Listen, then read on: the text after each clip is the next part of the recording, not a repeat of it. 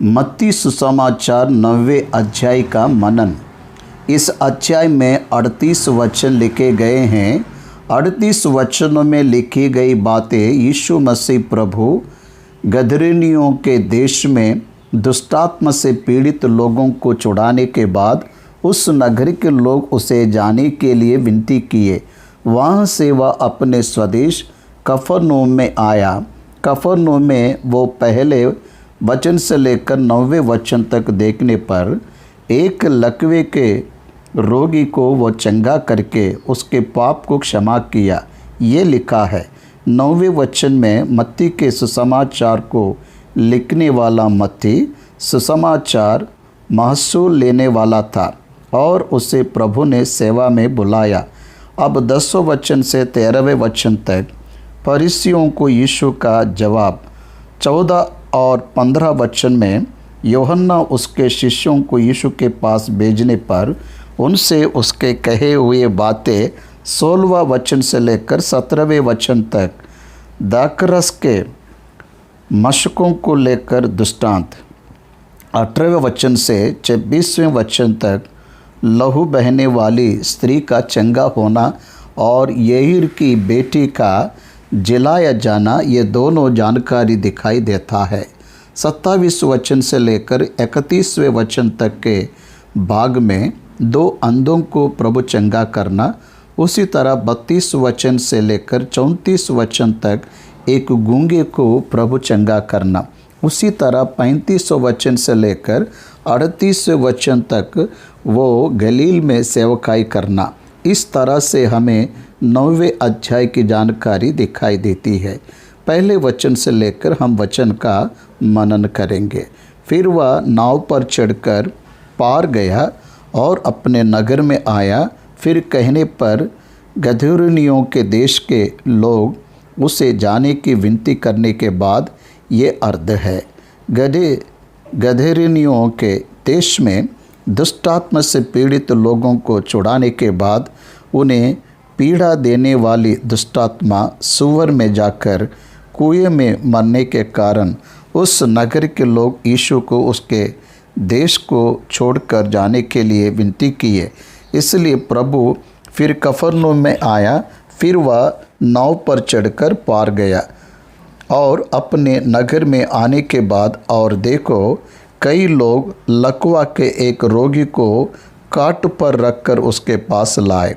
यीशु ने उनका विश्वास देखकर उस लकवे के रोगी से कहा, हे पुत्र, ढाढ़स बांध, तेरे पाप क्षमा हुए। यहाँ पर यीशु की कही हुई बात वहाँ खड़े रहने वाले शास्त्रियों और प्रचारकों को पसंद नहीं आई। पाप को क्षमा करने का अधिकार केवल परमेश्वर को ही है, इसलिए तेरे पाप क्षमा हुए कहने के द्वारा यीशु ने परमेश्वर की निंदा किया। ये भावना उनके हृदय में आ गई। इन वचनों को आप देखो। कई लोग लकवा के एक रोगी को उसके पास लाए। यीशु ने उनका विश्वास देखा। ये प्रमुख विषय है, आपको यहाँ देखना चाहिए। लेकर आए हुए लोगों का विश्वास। रोगी के विश्वास के बारे में यहाँ नहीं बताया गया। उस रोगी को ले आने वाले का विश्वास। काट पर उसे यीशु के पास ले आए, उसके पास रखे। प्रभु ने उसको हियाव दिया, ढाढ़स बांधे। कहते समय मसीह पुत्र कहा। यीशु मसीह ने कहा, देखिए, यीशु मसीह प्रभु उस रोगी को पुत्र कहने, वो भी विश्वास से संबंधित व्यक्ति के नाई यीशु के द्वारा पहचाना गया। ये हमें समझ में आ रहा है। तेरे पाप क्षमा हुए। पाप को क्षमा करने का अधिकार परमेश्वर को ही है। एक पापी को धर्मी केवल प्रभु ही बना सकता है। ये बात यीशु बोलना शास्त्रियों को अच्छा नहीं लगा। इस पर कई शास्त्रियों ने सोचा, ये तो परमेश्वर की निंदा करता है। यीशु ने उनके मन की बात जानकर यहाँ पर मुख्य बातों को आपको जानना है। पहला, पाप की क्षमा देना है। तो दूसरा, मनुष्य के मन की बातों को जानना। ये गुण भी परमेश्वर का ही है।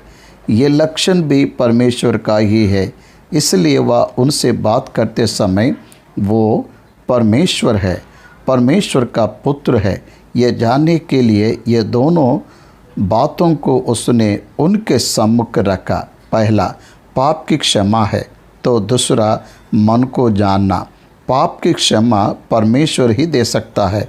ये जानने वाले शास्त्री ये भी जानते ही होंगे कि मन की बात को जानने वाला भी परमेश्वर ही है, जानते ही होंगे। इसलिए शास्त्रियों ने जो मन में सोचा उसे यीशु ने जाना, ये उन पर प्रकट किया। उसके द्वारा वे जानने चाहिए पाप को क्षमा करने का अधिकार उसी की है, क्योंकि वो परमेश्वर से आया हुआ परमेश्वर का पुत्र है। उसके अंतरंगों को भी उसने जाना है, मतलब ये परमेश्वर ही कर सकता है।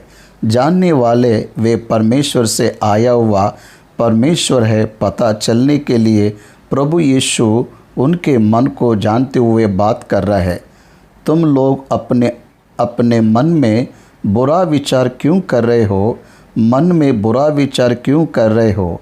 मन के अंदर क्या चल रहा है उस व्यक्ति और परमेश्वर के अलावा कोई इस बात को नहीं जानता है।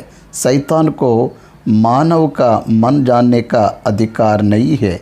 इवन मानव को मानव के मन को जानने का अधिकार नहीं है। वो एक परमेश्वर को ही अधिकार है, उसी व्यक्ति को ही है। लेकिन यीशु मसीह प्रभु उनके मन की बात को जानते हुए बात कर रहे हैं। सहज क्या है? ये कहना तेरे पाप क्षमा हुए, या ये कहना उठ और चल फिर।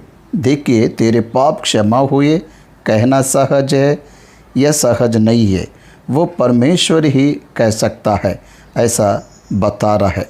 दूसरा, उठ और चल फिर कहना सहज है, सहज नहीं है, ये भी परमेश्वर ही कह सकता है। कहने पर दोनों तरह से वह परमेश्वर है, उन्हें साबित किया। पाप क्षमा हुए, उसने जो कहा वो सच है, पता चलने के लिए सत्य है, पता चलने के लिए उठ और चल कहने पर उसे खड़ा होना है। वो डिवाइन एक्शन हो गया, तब तो उन्हें जानना चाहिए वो परमेश्वर है। इसलिए वो पूछ रहा है, पाप को क्षमा करना सहज है क्या?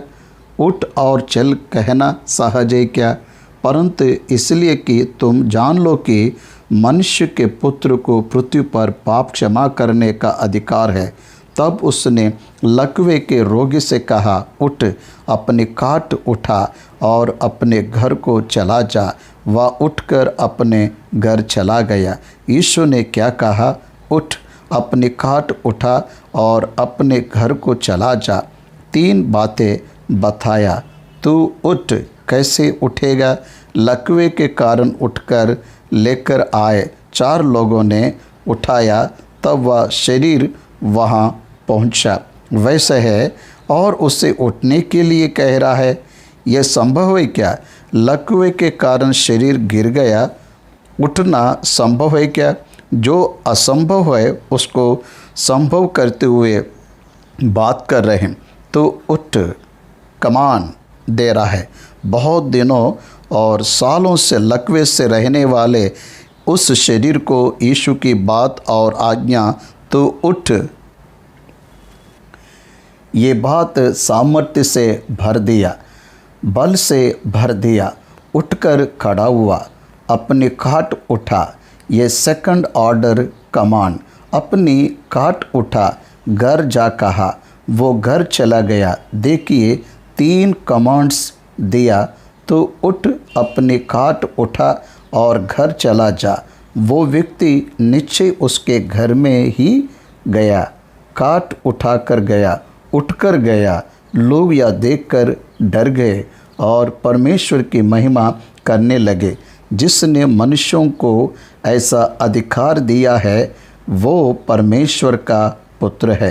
यीशु मसीह परमेश्वर का पुत्र है, इसलिए वह परमेश्वर की महिमा किए।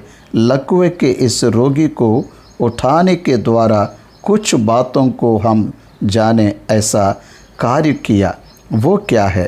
पाप क्षमा हुए कहना यह सिर्फ उनको ही संभव है। दूसरा उठकर चलने के लिए कहना ये उसके लिए ही संभव है। इसलिए असंभव को संभव करने वाला यीशु मसीह प्रभु है। ये हमें समझ में आ रहा है। उसे परिपूर्ण अधिकार है। वो अधिकार के साथ बात कर रहा है। भाइयों और बहनों, मत्ती सुसमाचारक यीशु के अधिकार के बारे में स्पष्ट रूप से बता रहा है। यीशु राजा है, इसलिए उसके अधिकार के बारे में बात कर रहा है। वो परमेश्वर का राजा है, इसलिए उसके भल के बारे में बात कर रहा है। अब 9वें वचन में वहाँ से आगे बढ़कर यीशु ने मत्ती नामक एक मनुष्य को महसूल की चौकी पर बैठे देखा और उससे कहा, मेरे पीछे हो ले। वह उठकर उसके पीछे हो लिया। यीशु की बातों में सामर्थ्य है। यीशु की बात अंगीकार कर रहे हैं। यीशु की बात विश्वास दिला रहा है, सच है। मत्ती उठा, उसकी नौकरी को छोड़ दिया। उन दिनों में रोमियों के लोग यहूदियों के पास टैक्स कलेक्ट करते रहते थे। उसके लिए यहूदियों को ही नौकरी में नियुक्त करते थे। उनमें से ही ये मत्ती और लूका 19 में जकरिया ये नौकर से ही संबंधित काम करते थे। इन लोगों से प्रजा घृणा करते थे। अपने लोगों के पास ही टैक्स कर को वसूल करके सरकार को भरते थे। वैसे ये मत्ती का यीशु मसीह प्रभु शिष्य बनने के लिए आमंत्रित कर रहा है। फिर भी मत्ती को बुलाने के बाद में एक भोजन कार्यक्रम में वो गया, ऐसा हमें दिखाई देता है। जब वह घर में भोजन करने के लिए बैठा तो बहुत से महसूल लेने वाले और पापी आकर यीशु और उसके चेलों के साथ खाने बैठे। यह देखकर फरीसियों ने उसके चेलों से कहा, तुम्हारा गुरु महसूल लेने वालों और पापियों के साथ क्यों खाता है? देखिए, यीशु भोजन करने गया। ये भोजन करने के लिए जिस घर में गए वो मत्ती का ही समझना है। इसलिए ये मत्ती का घर ही समझना है।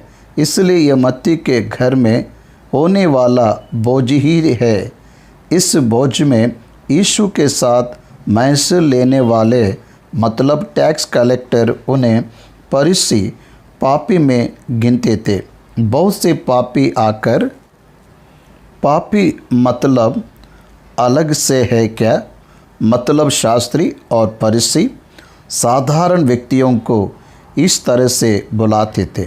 शास्त्री, फरीसी और सदुकियों में बचे हुए लोगों को यहूदी के धर्म के महान लोग दूर रखते थे। वे पापी आकर साथ में क्यों खा रहे? ऐसे प्रश्न पूछ रहे। प्रभु यीशु ने उसका जवाब दिया। क्या जवाब दिया? यह सुनकर यीशु ने उनसे कहा, वैद्य भले चंगियों के लिए नहीं परंतु बीमारों के लिए आवश्यक है। इसीलिए तुम जाकर उसका अर्थ सीख लो। मैं बलिदान नहीं परंतु दया चाहता हूँ, क्योंकि मैं धर्मियों की नहीं परंतु पापियों को बुलाने आया हूँ। यीशु मसीह प्रभु के 3.5 वर्ष के सेवकाई में यहूदियों में फरीसी, सदुकी और शास्त्री, ये 3 धर्म के लोगों के साथ उसका हमेशा लड़ाई होती थी। हमेशा तर्क वितर्क होता था।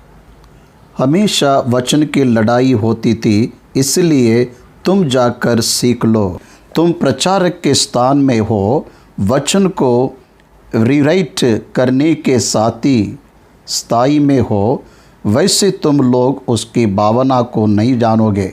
मैं बलिदान नहीं परंतु दया चाहता हूँ।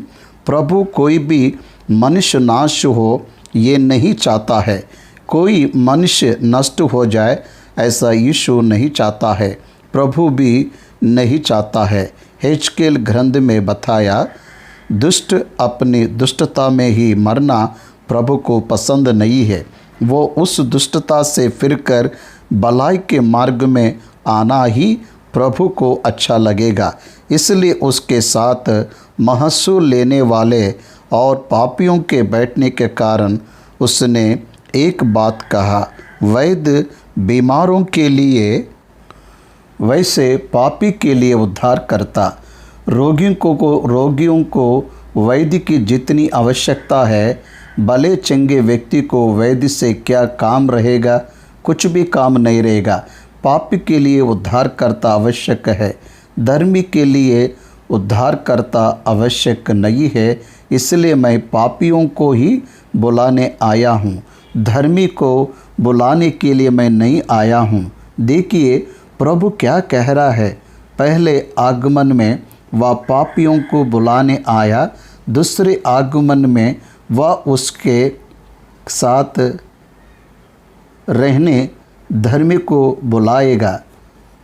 इसलिए ये अंतर है, वह उसके साथ रहने और धर्मी को बुलाएगा, इसलिए ये अंतर है।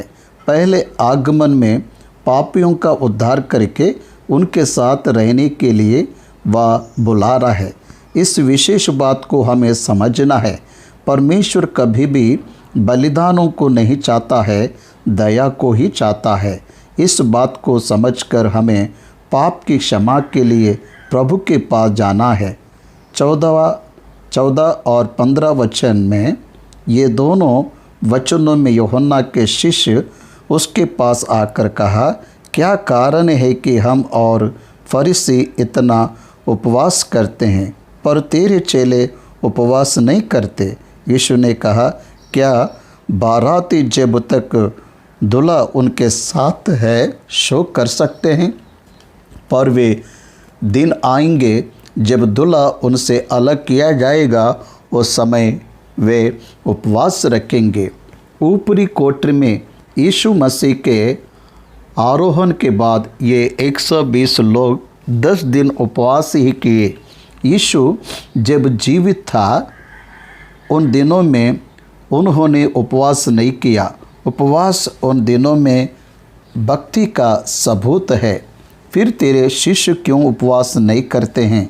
यूहन्ना के शिष्य उपवास करते थे, प्रधान याजकों के शिष्य उपवास कर रहे हैं, व्यवस्था का पालन करने वाले उपवास कर रहे हैं। फिर तेरे शिष्य क्यों हर दिन खाते हैं?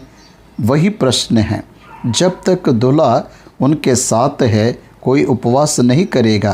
कहा, यीशु मसीह प्रभु पृथ्वी पर जब था तब उसके शिष्यों को उपवास रखने की आवश्यकता नहीं है, क्योंकि वो उद्धारकर्ता ही है, उनके साथ है। उद्धारकर्ता ही उनके साथ है। वो पवित्र आत्मा को पाने के लिए ऊपरी कोठरी में उपवास रहकर वे उपवास के द्वारा उस महान वरदान को उन्होंने पा लिए। प्रेरितों के काम का ग्रंथ 2 अध्याय इसकी गवाही दे रही है। एक बात याद रखिए, उपवास मसीह के लिए मैंडेटरी नहीं है। आज्ञा के अनुसार उपवास करने के लिए नहीं कहा। उपवास के कारण आत्मिक रूप से बलवंत होने की चेतावनी को प्रभु ने दिया। इसलिए उपवास लाभदायक है, लेकिन उपवास उद्धार नहीं देता है। उपवास आध्यात्मिक उन्नति के लिए मात्र ही है, उद्धार के लिए उपवास करना नहीं है। उद्धार के लिए कोई भी विषय कारण नहीं है। इसलिए उद्धार के विषय में उपवास रहना, न्याय से बचने के लिए उपवास रहना, वो बाइबल में न्यू टेस्टमेंट में एक्सेप्ट नहीं किया गया। ये हमें जानना है। 16 और 17 वचन में नया दाखरस नहीं मशकों में ही डालना चाहिए, पुराने मशकों में नहीं डालना चाहिए। ये हमको न्यू टेस्टमनी और ओल्ड टेस्टमनी के सेपरेशन की सूचना देता है। पुराने नियम में व्यवस्था वो पुराना मशक है, नया नियम में अनुग्रह और सच्चाई वो नया मशक है। इसलिए पुराना नियम मिट जाना चाहिए, वो पुराने मशक को हटाना है। नए नियम के आने के बाद वह अभी काम नहीं आएगा, व्यवस्था अभी काम नहीं आएगा। यीशु मसीह प्रभु मर के जी उठने के बाद व्यवस्था के द्वारा किसी को लेखा देने की ज़रूरत नहीं है। यीशु मसीह के ऊपर विश्वास के विषय में लेखा देना है। इसलिए नया दाखरस नया मशक में डालना चाहिए, तब दोनों नहीं खराब होंगे, ऐसा प्रभु ने बताया। और 16 वचन में पुराना वस्त्र और नया वस्त्र को कपड़े का पैबंद पुराने वस्त्र पर कोई नहीं लगाता, क्योंकि वह पैबंद उस वस्त्र से कुछ और खींच लेता है और वह अधिक फट जाता है। पुराने वस्त्र के लिए पुराना पैबंद और नया वस्त्र के लिए नया पैबंद ही है। नया नियम है, पुराना नियम ही है। इस अंतर को हमें जानना है। पुराना नियम उद्धार को नहीं दे सकता है, नया नियम उद्धार को दिया। पुराने नियम में भक्त लोग व्यवस्था के कारण धर्मी नहीं बन पाए। नए नियम में व्यवस्था के ना होने पर भी विश्वासी धर्मी बने। इसलिए नियम को समझना चाहिए, ऐसा यीशु बताता आया है। 18वें वचन से लेकर 26वें वचन तक के भाग में 2 भाग है। एक 12 साल से लहू बहने वाली स्त्री का चंगा होना, दूसरा येयूर की बेटी अधिकारी की बेटी का चंगा होना, मरी हुई लड़की जी उठना, मौत से जी उठना, इन विषयों के बारे में लिखा हुआ है। 18वें वचन से पढ़ेंगे। वह उनसे ये बातें कह ही रहा था कि देखो, एक सरदार ने आकर उसे प्रणाम किया और कहा, मेरी पुत्री अभी मरी है। ये वृत्तांत इस सुसमाचार और दूसरे सुसमाचार में अलग लिखा है। एक सुसमाचार में ये आकर विनती करते समय वो लड़की मरी नहीं थी। फिर एक व्यक्ति आकर कहता है, गुरु को कष्ट ना दे, तेरी बेटी मर गई। यहाँ पर आने के बाद हमें कोई अंतर नहीं है। एक वृत्तांत को डिफरेंट पीपल डिफरेंटली बताते आ रहे हैं। एक ही बात को वर्णन करने के समय में एक एक व्यक्ति एक एक कोने में बताता आता है, इसलिए उसे असत्य है ऐसा नहीं बोल सकते हैं। देखिए, उसने कहा, मेरी पुत्री अभी मरी है, परंतु चलकर अपना हाथ उस पर रख तो वह जीवित हो जाएगी। लूका सुसमाचार 8:49 वचन में कहता है, वह ये कह ही रहा था कि किसी ने आराधनालय के सरदार के यहाँ से आकर कहा, तेरी बेटी मर गई, गुरु को दुख ना दे। यीशु ने यह सुनकर उसे उत्तर दिया, डर मत, केवल विश्वास रख। वही मत्ती सुसमाचार लिखते समय, मेरी बेटी अभी मरी, फिर भी तो आकर हाथ रख, वो जिएगी कहा। इसलिए एक घटना को सुनने वाले उसे बताने का तरीका अलग रहता है, उसे एज इट इज़ रिकॉर्डिंग किया गया है। लूका में इन्वेस्टिगेटिव रिपोर्ट लूका ने लिखा और मत्ती ने जो सुना उसके आधार पर वो लिखा है। यीशु उठकर अपने चेलों समेत उसके पीछे हो लिया और देखो, एक स्त्री ने जिसको 12 वर्ष से लहू बहने का रोग था, पीछे से आकर उसके वस्त्र के आंचल को छू लिया, क्योंकि वह अपने मन में कहती थी, यदि मैं उसके वस्त्र ही को छू लूँगी तो चंगी हो जाऊंगी। यीशु ने फिरकर उसे देखा और कहा, पुत्री, ढाढ़स बांध, तेरे विश्वास ने तुझे चंगा किया है। अतः वह स्त्री उसी घड़ी चंगी हो गई। देखिए, वही लूका सुसमाचार में जब हम देखते हैं तो 47वें वचन से ये घटना अलग तरह से लिखा गया है। देखिए, जब स्त्री ने देखा कि मैं छिप नहीं सकती, तब कांपती हुई आई।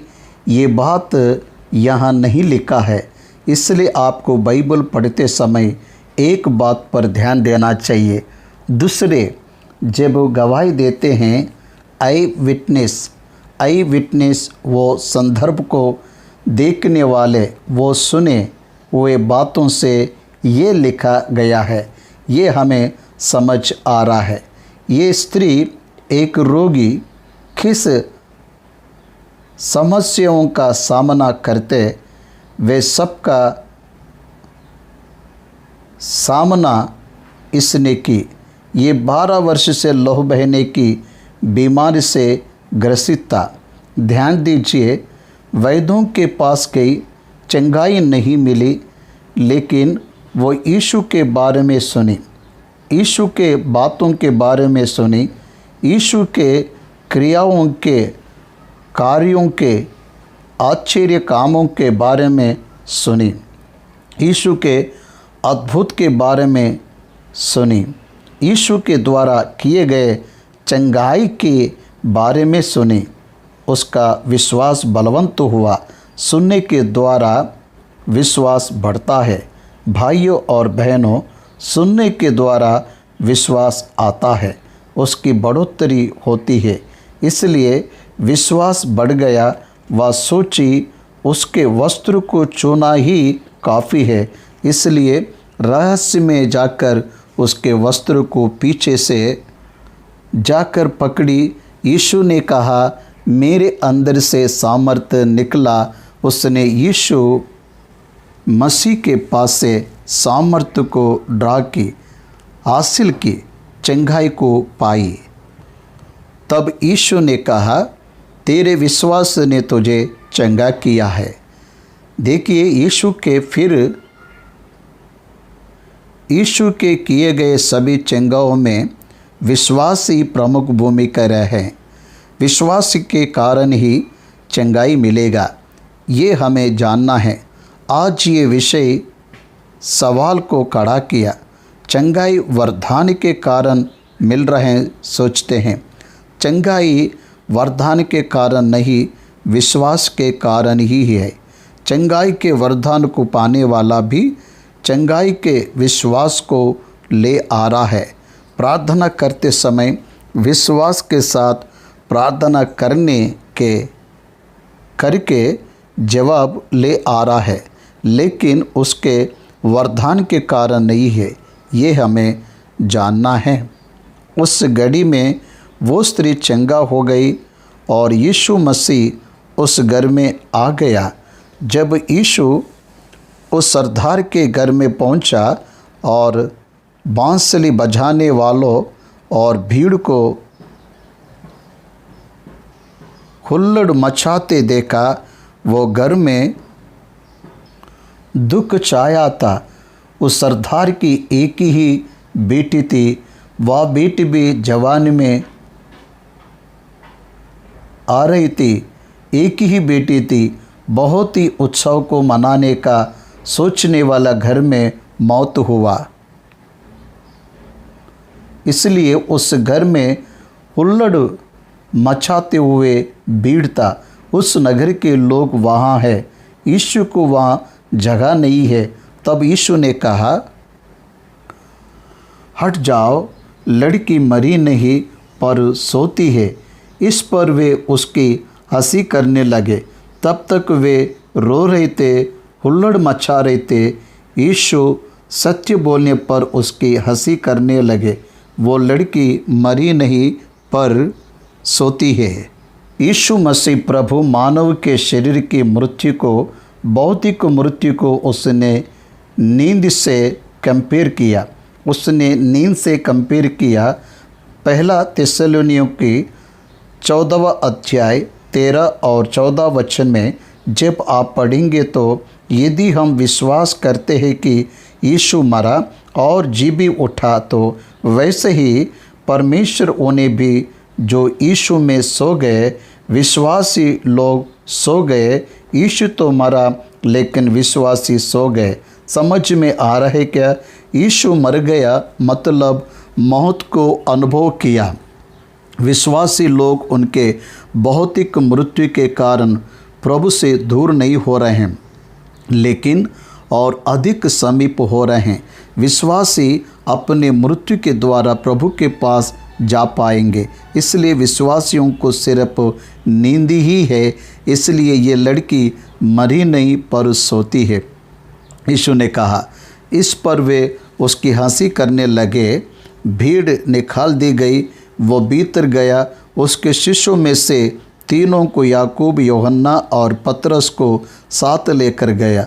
उस लड़की के माता पिता को अंदर रखे। उन 5 लोगों के साथ भीतर जहाँ लड़की पड़ी थी और लड़की का हाथ पकड़कर उससे कहा, तलिता कुमी, जिसका अर्थ है, हे लड़की, मैं तुमसे कहता हूँ, उठ। और लड़की तुरंत उठकर चलने फिरने लगी। और यीशु ने उनसे कहा, इसे कुछ खाने को दो। यही बात यहाँ लिखते हुए हट जाओ कहने पर वे हंसी करने लगे। उसने भीतर जाकर लड़की का हाथ पकड़ा और वह जी उठी। और इस बात की चर्चा उस सारे देश में फैल गई। देखिए, यीशु मसीह प्रभु के किए गए अद्भुत कार्य उस नगर में फैल गए। यह हम देख रहे हैं। उन्होंने फैला दी है। वे घर के लोगों के द्वारा बताने वाली गवाही, उसे सुनकर लोग बताने वाली गवाही के कारण हमारी आंखों के सामने मरी हुई लड़की को यीशु मसीह उठाया और उसे झिलाया और उनके दुख के स्थान में फिर से आनंद को दिया। उस घर पर मंडराई हुई अंधकार को मिटाकर फिर से उजियाला दिया। ऐसा बताने लगे। मृत्यु को भी आज्ञा देने वाला यीशु मसीह है। उस नगर के सभी लोगों में समाचार फैल गया। अब 27 वचन से जब हम देखते जाते हैं, 2 अंधे उस पर अनुग्रह करने के लिए कही बात, उन पर दया की जाना, ये हमें दिखाई देता है। 27 वचन, जब यीशु वहाँ से आगे बढ़ा तो 2 अंधे उसके पीछे यहाँ पुकारते हुए चले, हे दाऊद के संतान, हम पर दया कर। यीशु यहूदी है। यीशु यहूदी के गोत्र में से, इसलिए उसे दाऊद के संतान कहा गया। वो नाम यीशु का बहुत ही पसंदीदा नाम है। इसलिए मत्ती सुसमाचारक प्रारंभ के वचन में ही प्रभु का संतान, दाऊद के संतान यीशु मसीह ऐसा लिखा। इसलिए यीशु वहाँ से आगे बढ़ते समय 2 अंधे उसके पास आए। अंधों को वो नहीं दिखेगा, इसलिए उन्होंने सुना, विश्वास किया और उसका पीछा कर रहे, उससे विनती कर रहे, हे दाऊद की संतान, हम पर दया कर, ऐसा विनती कर रहे हैं। जब वह घर में पहुंचा तो वे अंधे उसके पास आए और यीशु ने उनसे कहा, क्या तुम्हारे विश्वास है कि मैं ये कर सकता हूँ?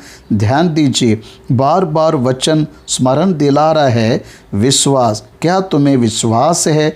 ये प्रमुख बात है। उन्होंने उससे कहा, हाँ प्रभु, विश्वास रखना हमारे लिए बहुत ज़रूरी है। वे अंधे हमें विश्वास है कहे, अगर तुम विश्वास करोगे तो करने वालों के लिए सब कुछ संभव है। आप अगर यीशु मसीह पर विश्वास रखोगे तो आपके जीवन में आपको जो भी चाहिए वो कर पाएगा।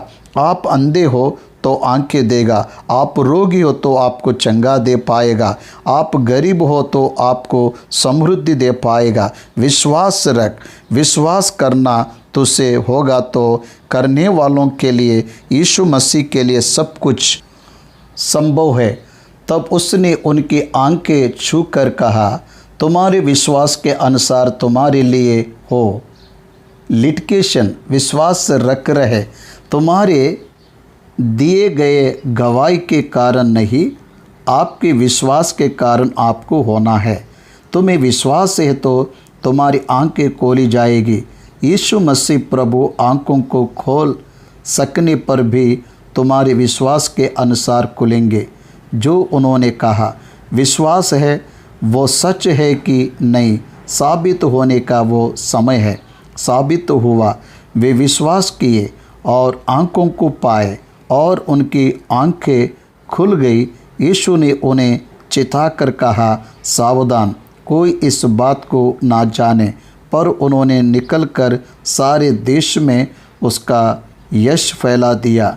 वे मोह नहीं रह पाए, वे गवाही बने। हम गवाही के जीवन को रखे हैं क्या? रखे हैं क्या? ये एक सवाल बन गया हमारे लिए। 32वें वचन से लेकर 34वें वचन तक के भाग में देखने पर शिष्य और यीशु साथ में जाते समय लोगों ने गूंगे को उसके सामने लाए। जब दुष्टात्मा निकाल दी गई तो गूंगे बोलने लगा। इस पर भीड़ ने अचंभा करके कहा, इस्राएल में ऐसा कभी नहीं देखा गया। परंतु फरीसियों ने कहा, यह तो दुष्टात्मा के सरदार की सहायता से दुष्टात्मा को निकालता है।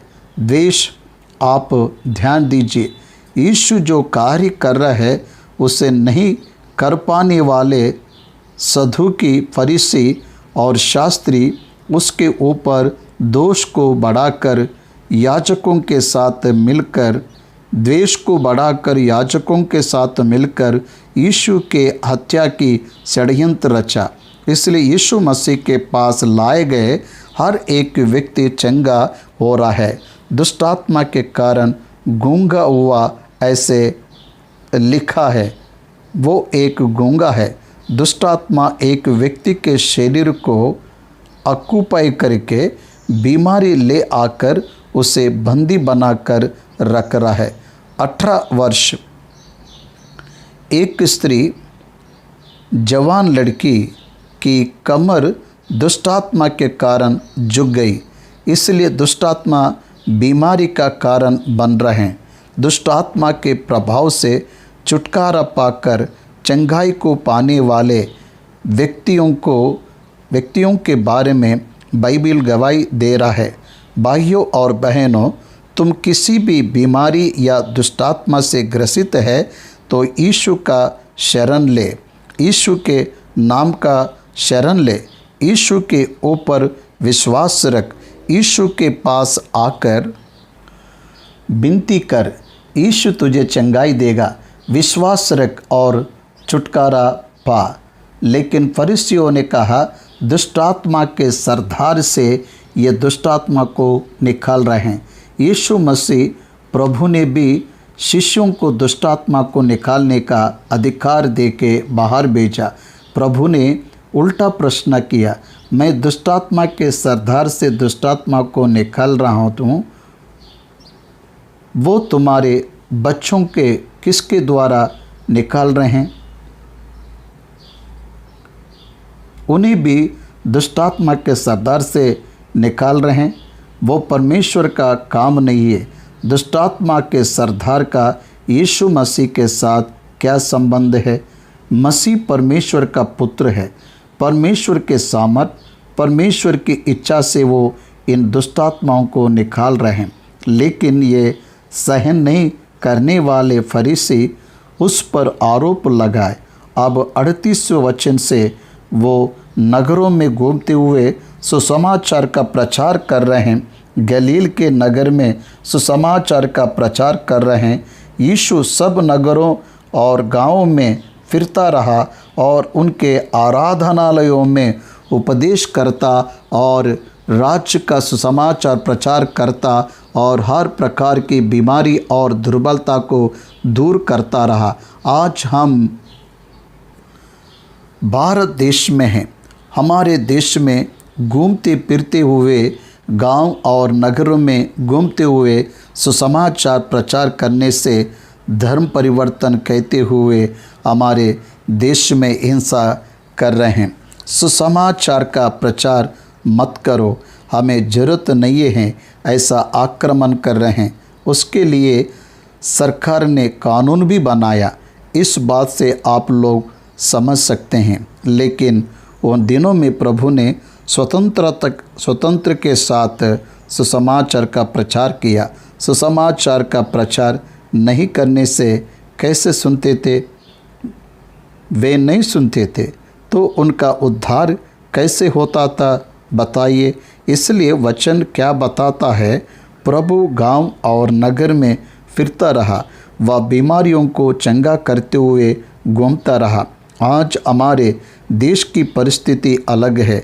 कोई भी चंगाई करूँगा कहने पर उसे व्यापार के रूप में दिखाने वाले तबके फरीसी लोग आज भी हैं। जब उसने भीड़ को देखा तो उसको लोगों पर तरस आया, क्योंकि वे उन भेड़ों के समान जिनका कोई रखवाला ना हो, व्याकुल और भटके हुए से थे। एक बड़ी बात को बताया। तब उसने अपने चेलों से कहा, पके खेत तो बहुत है पर मजदूर थोड़े हैं, इसलिए खेत के स्वामी से विनती करो कि वह अपने खेत काटने के लिए मजदूर भेज दे। खेत तो बहुत है पर मजदूर थोड़े हैं। बहुत सेवक चाहिए। सुसमाचार का ज़्यादा प्रचार होना चाहिए। सुसमाचार के साथ बिगड़ने वाला प्रचार भी ऑनलाइन में प्रवेश किए। प्योर गॉस्पल चाहिए। सही मायने में संपूर्ण सुसमाचार का प्रचार किया जाना चाहिए। किसी भी प्रकार की चंगाई और अद्भुत बातों की शेड्स उसमें दिखाई नहीं देना चाहिए। उसके अट्रैक्शन के द्वारा सुसमाचार का मार्ग अलग नहीं होना चाहिए। ऐसी सतर्कता आज के लोगों को लेना ही है।